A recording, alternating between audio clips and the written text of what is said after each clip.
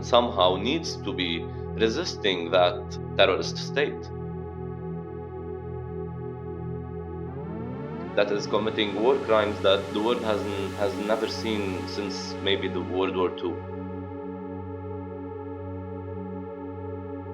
The international vibe was claiming that these war crimes are from the past of humanity. All of the people of the region and the world need to put hand in hand in fighting Israel.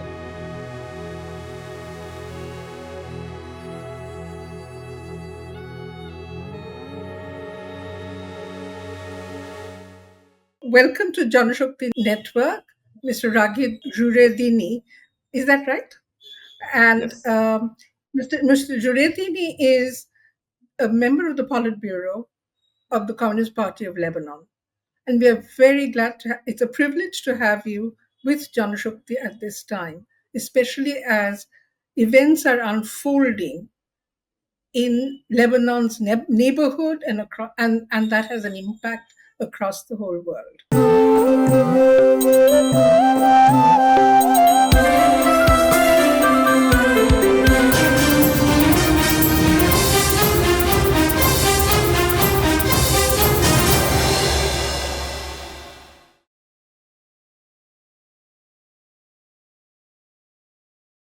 Ms. Raghid, if I may call you Raghid, how do you see this Israel-Iran ceasefire that has been negotiated by the United States, and what do you think is going to be? How long is it going to hold? One, and B, how do you think it's going to impact the ongoing crisis with Israel in the neighborhood, including countries like Lebanon? Okay, so first, regarding the ceasefire, well, it depends if it holds or not. Will depend on Israel's acceptance of it. We know for sure that the Iranian government has already said that when Israel will stop attacking Iran, we will stop retaliating. And what happened in this last war in between Israel and Iran was an Israeli attack on Iran. It's not Iran that initiated it. And everyone knows that internationally and locally, basically. So if Israel, I think and I assume that if Israel won't keep attacking Iran, Iran will not be retaliating anymore. So the ceasefire will hold. But to say that this is a stable situation, unfortunately, we cannot say that. Especially that we know Israel, especially under Netanyahu's government, how it's been acting in the last couple of years in a way that is somehow sometimes unpredictable and in a very aggressive way towards everyone, towards Gaza, towards the West Bank, so all of Palestine, towards Lebanon, towards Yemen, towards Syria, and towards Iran as well. So we definitely do not trust the Zionist entity to be going towards peace, and we know that their plan is war. But we hope that these aggressions will stop somehow. You said the aggressions will stop somehow. So, in other words, everything is so uncertain and so unpredictable that no one can actually depend on diplomacy to end the Israeli aggression on its neighborhood. Is that what you're saying? Yes, yes, but we can maybe depend on international solidarity to stop the Israeli aggressions, because diplomacy in the past did not really work for the people of this region. Diplomacy promised the Palestinians a state, and Israel did the complete opposite of that by a complete genocide that it launched on the Gazan people, on the Palestinian people in Gaza, and their expansionist plan in the West Bank and their invasion of Lebanon, their invasion of Syrian land territories as well. This does not align with the diplomatic pressure or the diplomatic situation in the world. So when you're referring to international pressure, what exactly do you mean by international pressure? Like the United States and Europe and the Western forces have always spoken that they are, and we think this is lie. These are lies that they're saying that they support the Palestinian state, and they want peace in the Middle East, and peace should be established, and we need to reach a deal, and they're pushing the Arab countries to normalize relations in these effects. But at the same time, they are supporting this war machine, this killing war machine that is happening there, by sending it aid, by sending it money, by sending it arms, and by also supporting it in every international court, or in the UN, or in the Security Council. Everywhere we see, every time, for example, a ceasefire deal was kind of in the way of in the making. We have a U.S. veto on it. So the You mean Western the power, one in Gaza? You yeah. mean the okay? So the Western powers are not doing what they're saying, what they're claiming to want, which is peace. So that's why we don't really trust diplomacy in that region, and that's why I was also referring to international solidarity with Palestine and the people of the region, because this is the right way to be able to stop this war machine, basically, and to defend the people who have right to their land in Palestine and in other countries in the region as well. Okay. So let me ask something which is also connected to the Palestinian situation, which is that Lebanon has been also southern Lebanon in particular has been under attack by the Israelis as well. When and there are airstrikes happening almost every day. I mean, I was reading today that there are a couple of airstrikes today as well. So the peace, the ceasefire in Iran with Iran is just one part of the whole peace process in the Middle East vis-a-vis vis-a-vis Israel.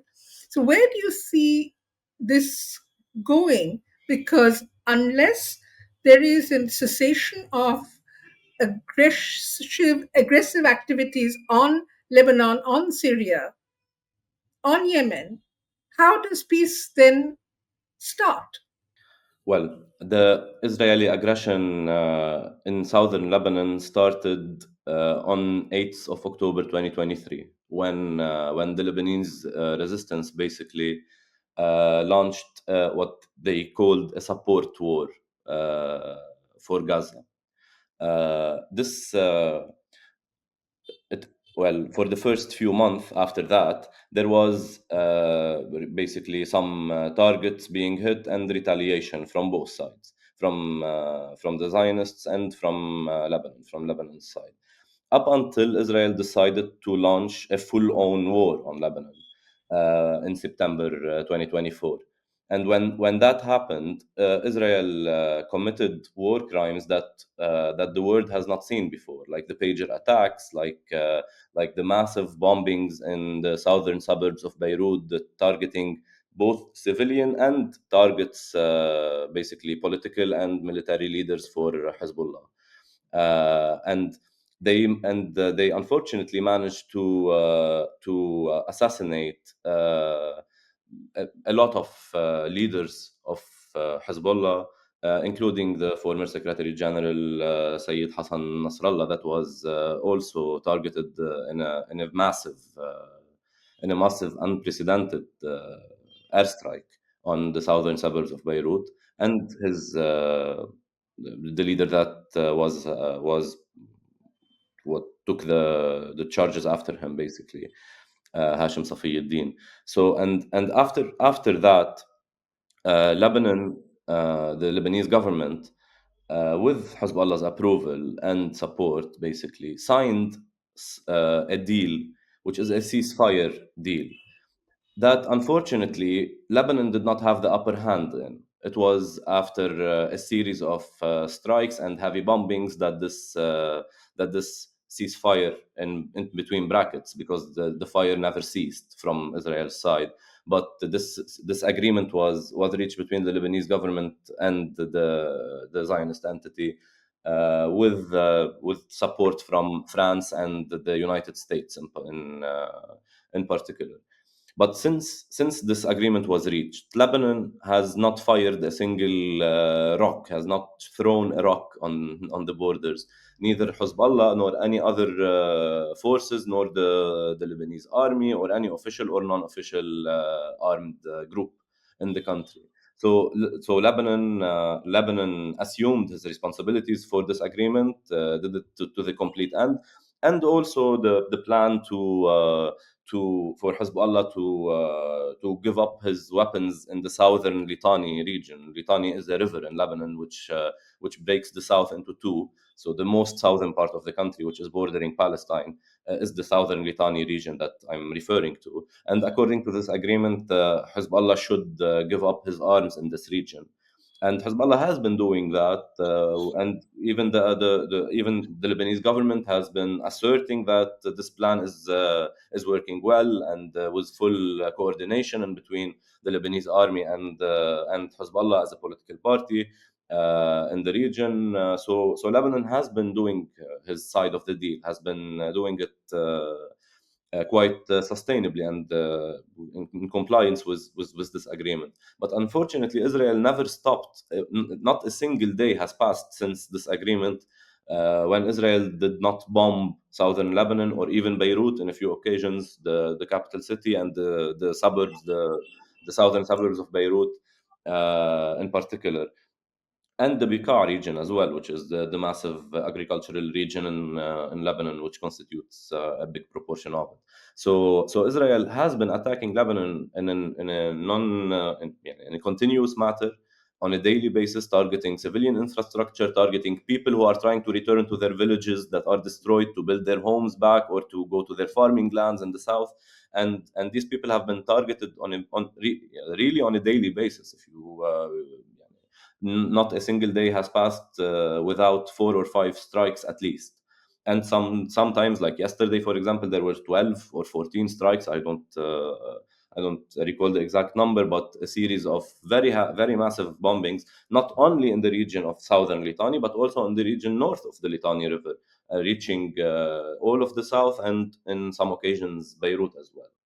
So, so in other words, the ceasefire has never been effective in Mhm. terms of Lebanon as a target of continuing airstrikes by Israel.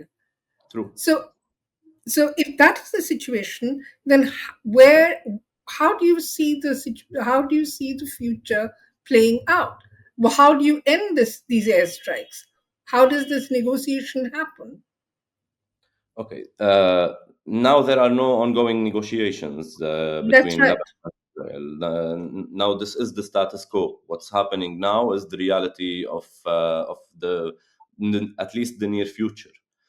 We don't think that Israel will stop its aggressions on Lebanon unless very يعني, unless something huge happens. Maybe some kind of deal in the region that reached between Iran and the United States might affect that, but we're not sure, because as you can see, the genocide in Gaza hasn't stopped even after Hezbollah was, according to the Israelis, they claim that Hezbollah is destroyed. For example, Hamas, they say that we managed to do everything. We destroyed their military power.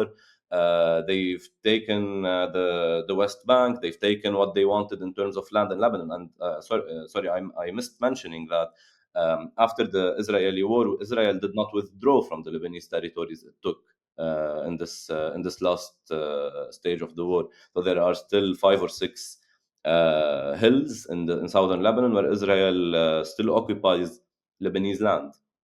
Uh, so we do not trust Israel to stop its aggression, nor in Palestine, neither in Palestine nor in Lebanon.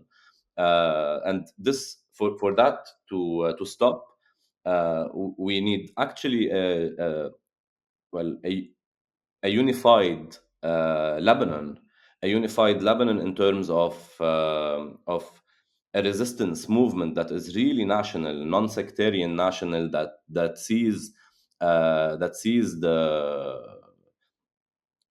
well that sees the flag of this resistance movement, and continue towards having a unified stance on it.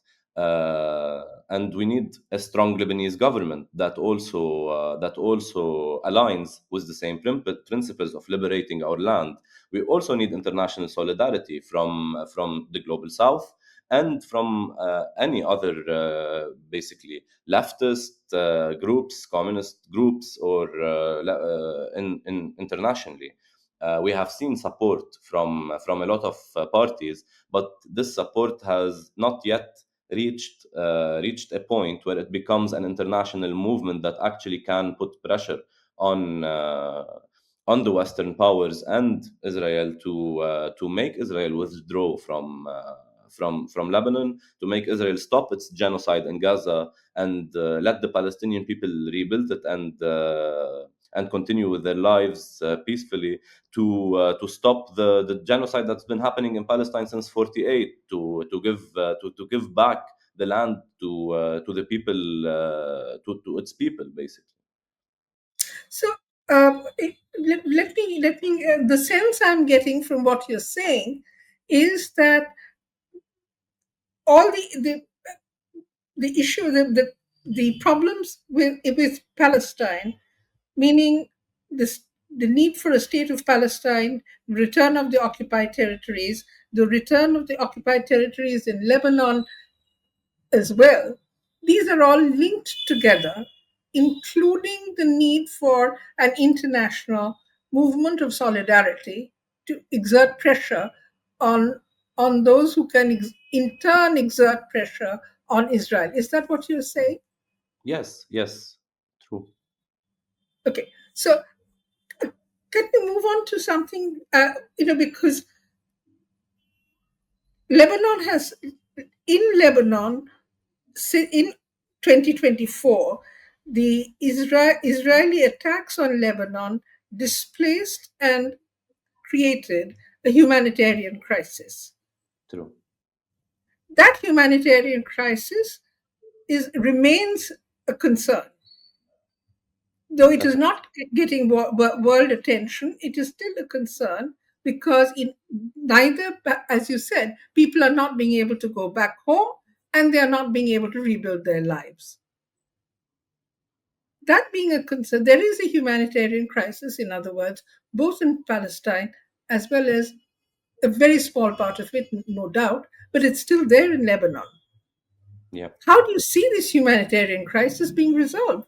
Because at this point, there's no food really getting into Gaza for people. Yeah. And there is massive starvation. Every day, the international community seems to be expressing concern, but seems to be unable to create a breakthrough. So, where do you see this going? Yeah, let's start with Gaza, as it is the most urgent and the biggest humanitarian crisis I think the world have seen in recent years. Uh, Absolutely. what's happening in Gaza is a basically uh, it's collective punishment for all the Palestinian people. It's the famine that is existing there since the start of this last war, and the blockade that is ongoing on humanitarian aid and everything, has led the people to eat dirt. In sometimes we've seen videos of children grabbing dirt and eating it from the ground.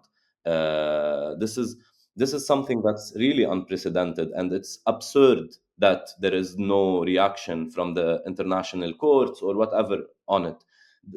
I'm not saying that I trust the international justice system to be able to do that, but it's really absurd to reach a level where such targeting innocent civilians, hospitals, children, women, man, old people.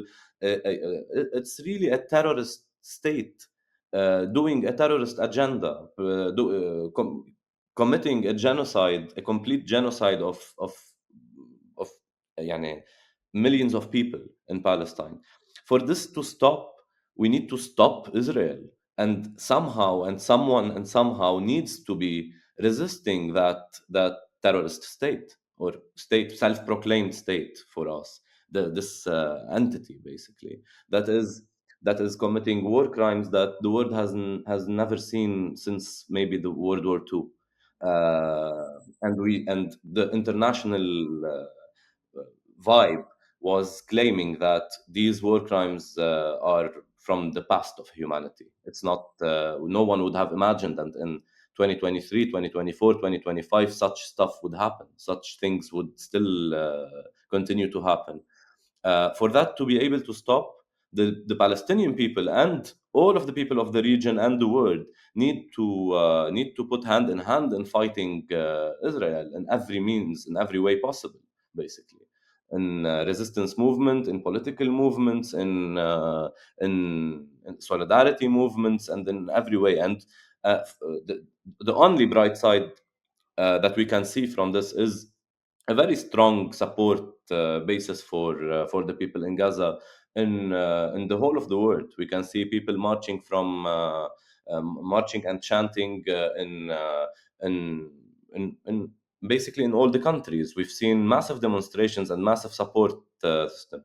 These are the people, not the governments, that are doing that, and we need for these people to push their government into taking measures against Israel. Like maybe some exceptions happened in that, like Ireland, I don't know, like some other places in the Western world and in the global South, we've seen also some solidarity from a lot of governments in Latin America and in Asia and in other places. But this movement, this people's movement around the world, needs to become bigger and bigger and put pressure on their governments to take action. If Israel cannot sustain a war without the help of the Western power that supports it, without NATO, without the US, without France, Germany, Great Britain, all of these Western powers, they provide the support for Israel. Without their support, Israel cannot sustain a war. Uh, and Israel is a small country in the region, in terms of size, I mean, and in terms of population. So without this never-ending support, they will not be able to continue what they're doing.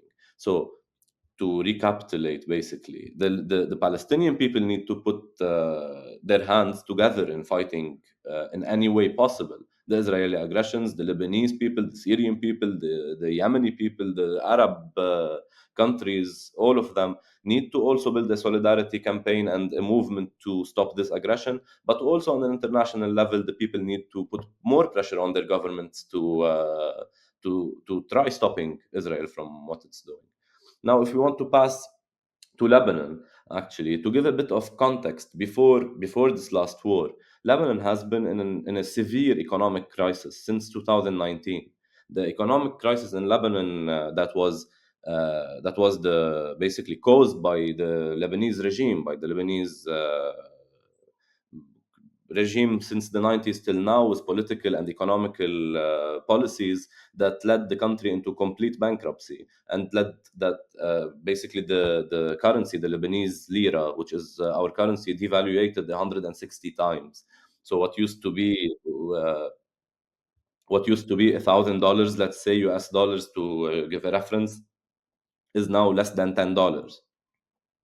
And that also affected the salaries of all the government employees, which represent a big proportion of the Lebanese working force, and also the people who work for the private sector as well. So the Lebanese people have been suffering economically since 2019 in a very severe way. And to put also after that, the country has witnessed the biggest non-nuclear explosion known to man, when the Beirut port has the port blast, which destroyed a big part of the capital as well, and many homes in Beirut, many people's homes and businesses and workplaces were destroyed. And after that, okay, and this global pandemic, which is the coronavirus pandemic, that also affected the economy. And after that, we entered a series of war uh, since 2023, and then the full-on war in 2024, and then now what's happening now. So this has put a lot of pressure on the Lebanese people. People do not have money to rebuild their homes. Even if they let them go back to their towns, they do not have money to rebuild their homes. The Lebanese government is also completely bankrupt. It does not have money to support the rebuilding towns and infrastructure and all of that. That creates, unfortunately, a dark future economically for Lebanon. And that's why one of the main issues we raise as a party is that this national unity movement against Israel should also be accompanied by a political program for the country, by a political and social economical program for Lebanon to be able to rebuild somehow its economy, to focus on people's need when we're building an economy, not on neoliberal policies and only the financial sector, which has been the case since the 90s. To rebuild our factories, to reopen factories, to push people to go into agriculture, into production, into what we call basically an economy of producing, instead of an economy that just relies on banks getting money with some laws about bank secrecy and high interest rates that created a financial crisis that the Lebanese people are suffering from. That's why, to rebuild Lebanon, to solve this humanitarian crisis that's been happening there, we need to stop Israel first, for sure, from on its aggressions and its occupying some lands in Lebanon. But also, the Lebanese people need to create a political program for themselves. The Lebanese government and the Lebanese sectarian powers, in particular, needs to raise their voices against a government that still divides Lebanon on a religious basis, that still divides the electoral system according to the regions, that every sect will have what its proportion of this piece of cheese, basically. Lebanon needs another regime, another kind of governance for it to be able to solve this humanitarian crisis. So, how do you think that regime change is going to happen? That needs a strong political movement in the country. And for example, in 2019, after the crisis happened, the economic crisis started to happen, we've seen a massive uprising in Lebanon. We've seen people from all the regions of Lebanon, from all the sects of Lebanon, that took to the streets and started developing ideas, started meetings. We've seen some small political groups emerge, start to happen, some coalitions that started to happen. For example, for the 2022 parliamentary elections, there were some coalitions in the country that managed to get some seats in the parliament, and that's a first, for example, in Lebanon. So this movement needs to continue working very hard to assemble itself, to assemble to come up with a program that we all agree on, to push for it in the streets, to push for it in the elections, to demonstrate, to put pressure on the government to implement certain economical policies, and to stop some economical policies that have been taken that basically targets the people more than it targets the big capitalists in terms of taxes also. You mean your systems of taxation and the impacts of that? Is that it? That's part of it, yes. The taxation system that is not really fair nor just in Lebanon. But also the electoral system, the way we elect our politicians, our member of parliaments, our local councils, all of that is created in a way that don't give the people their rights. It's designed to put the same people in power over and over again. We've seen the same people and the same families that claim to represent sects or religious parts of Lebanon, or religious ideas and identities in Lebanon. We've seen the same faces since the 70s. It's the same people. if not the same people, their sons or daughters, taking the chance. So change needs to happen in Lebanon. It's an immediate need to be able to create an electoral system that represents the people's interest, not the regime's interest, not the elites' interest. And when we say complete change in that sense, we say a complete change without exceptions. Every political party in Lebanon that participated in previous governments since the 90s till now is responsible for the situation we are in terms of economical crisis, in terms of social dismantling of all the labor unions, of all basically any. Any class struggle in Lebanon has been completely shut down by creating sectarian divide, and that's been happening since the 50s, if not the 70s, and was very very prominent in the civil war, in the 1975 civil war that lasted till the 90s, basically. So how so the to counter sectarianism, what is what is the approach of the Communist Party in Lebanon to the problem of the sectarian divisions? There may be two lines of thought on that issue, two parallel lines. I mean, they should work together.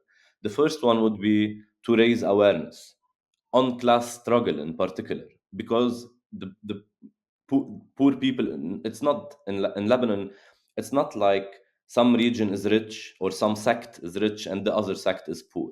So we have poor Christians, poor Shias, poor Sunnis, poor Druze, and poor whatever else. Basically, these people need to find their basically their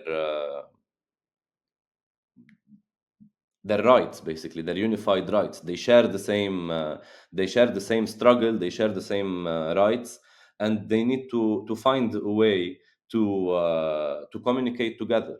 And that's the bridge we're trying to build as a communist party. Our history has seen us, basically we're present in all of Lebanon. We're maybe the only political power in Lebanon, despite our small size, maybe as a party compared to other prominent parties in the country. But we claim to be, and I think we are the only political party in Lebanon that has presence from the north to the south without any place missing, basically in all of Lebanon, because what we believe in has nothing to do with your religious beliefs, with anyone's religious beliefs. What we believe in is class struggle and national liberation.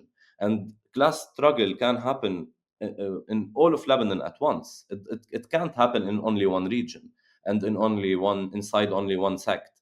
So pushing people and raising awareness towards this goal is a major part of our political program in Lebanon. But on the other hand, the electoral system itself, what we call for Lebanon to become only one electoral region instead of maybe, I don't know, 60 or 40 regions now. That they divide Lebanon in a way where um, let's say, for example, in the Mount Lebanon region is divided into four regions that are always predetermined for the Christians, with one Shia exception, for example, in a place where there is a Shia town. In the south, it's created in a way where Hezbollah and Amal, who represents or claims to represent the Shias of Lebanon, have all the seats. They can have all the seats because only the people who adheres to these parties are voting in this region. But for us, and this goes for all the other regions and the other sects and other regions as well. For us, Lebanon is a tiny country, which is only 10,000 square kilometers, with a population, a voting population. Basically, the number of voters do not exceed 3 million or 2 million something. That only half of them votes. So the number of voters is not that big. We do not need that many electoral regions. Lebanon can be only one region, and we call for that as an electoral system. Uh, uh, for it to be, Lebanon is one region with non-sectarian seats. So you can enter a list of 120 parliament candidates, disregarding your sect, which should only be normal in any country. Okay. Uh, one last question, if I may, because we're running out of time, is uh, Lebanon has its own set of problems and its own political agenda, internal domestic political issues with which it needs to deal with on a day-to-day basis.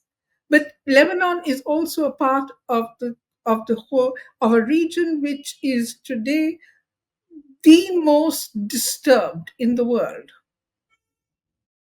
And the instability of what is happening in that region has long term effects for all the countries in that region, which includes Lebanon, Syria, Palestine, of course. But it does have an impact on everyone as well.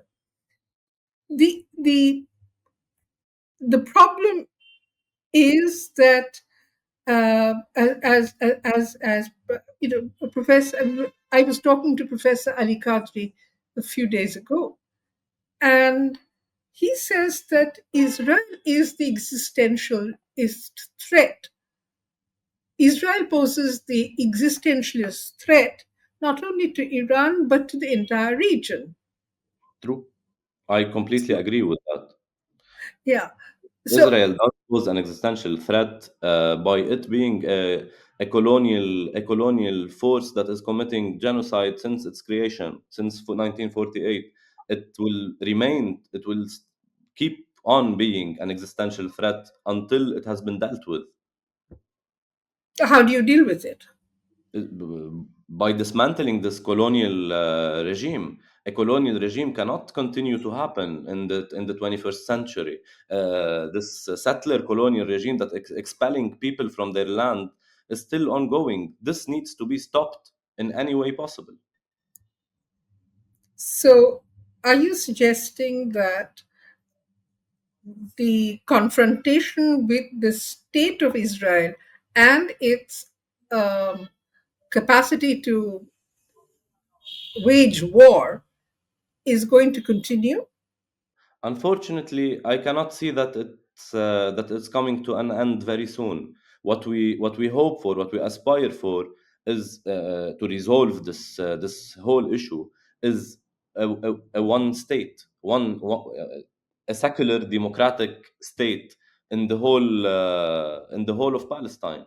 Basically, that's what we aspire for. A secular democratic state that gives every people the right to exist, every of its people the right to exist without expelling anyone.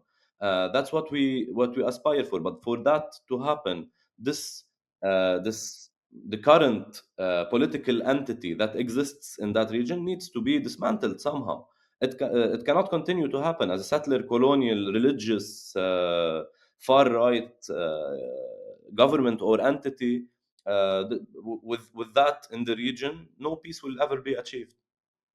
If no peace is likely in the near future, it does inflict a huge pressure on the countries neighboring the Israel, and that which means that whatever future vision you may have of Lebanon needs to include forever in the near foreseeable future a, a strategy for dealing with the ongoing crisis of Israel.